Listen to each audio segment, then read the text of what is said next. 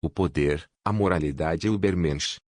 Você já se perguntou por que, em um mundo onde a honestidade e o esforço deveriam ser recompensados, muitas vezes são os impiedosos e manipuladores que alcançam o topo? Imagine estar em uma sala de competição. De um lado, pessoas que jogam limpo, com ética e integridade. Do outro, jogadores dispostos a tudo, inclusive passar por cima de qualquer valor, para vencer.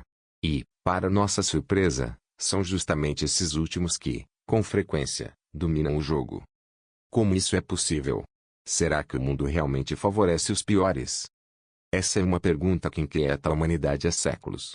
E quem melhor para explorar esse dilema do que Friedrich Nietzsche, o filósofo que nos desafiou a repensar tudo: moralidade, poder, sucesso, e até o próprio sentido da vida.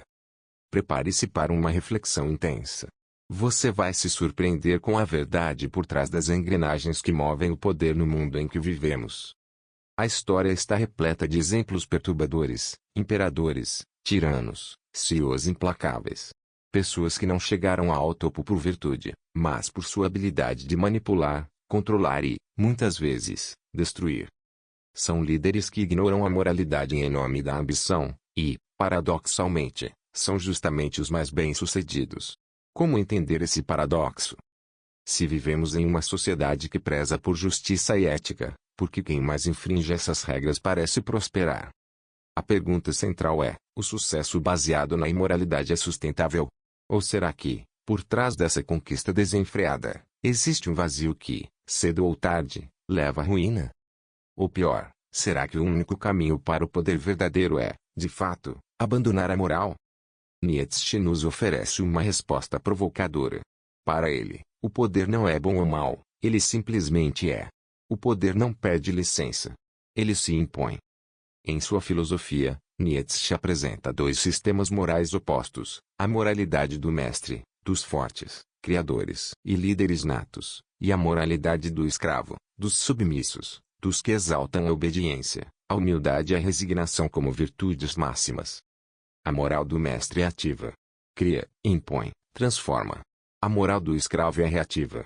Se adapta, se protege, aceita a própria impotência. Nesse contexto, surge uma revelação brutal: o mundo não recompensa quem joga a limpo, mas quem entende o jogo. Quem manipula. Quem lidera com força, e não com boas intenções. Aqui está o paradoxo mais desconcertante de todos: a própria moralidade dos submissos, aquela que prega bondade e humildade, pode ser o que permite a ascensão dos imorais. Enquanto uns se sacrificam por justiça, os outros conquistam pela ambição. Mas isso significa que devemos abandonar a moral para vencer? Ou existe um meio-termo entre a virtude e a brutalidade, entre a ética e a força? Nietzsche propõe algo mais profundo: transcender ambas.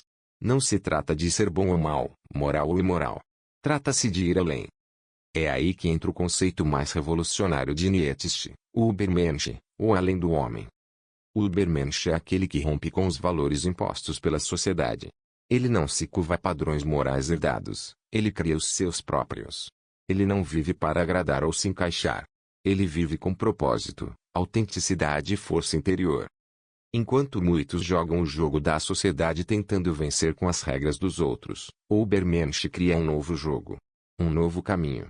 Ele é a exceção que quebra o ciclo. Nietzsche nos alerta: o mundo não é justo.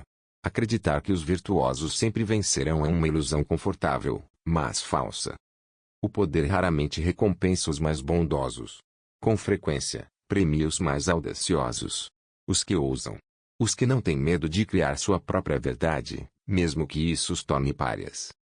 Mas isso não significa abrir mão da nossa humanidade. Significa redefinir o que é ser humano e líderes natos, e a moralidade do escravo, dos submissos, dos que exaltam a obediência, a humildade e a resignação como virtudes máximas. A moral do mestre é ativa. Cria, impõe, transforma. A moral do escravo é reativa. Se adapta, se PR. Ponto. A grandeza verdadeira não está em ser apenas forte ou apenas virtuoso. Ela está no equilíbrio. Na sabedoria de usar o poder sem se corromper. Na coragem de ser implacável sem perder a alma.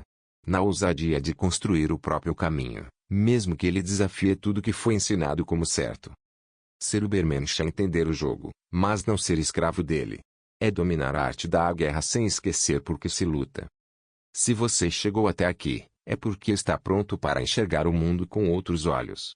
Está pronto para questionar, para ir além, para construir sua própria jornada com coragem, autenticidade e integridade.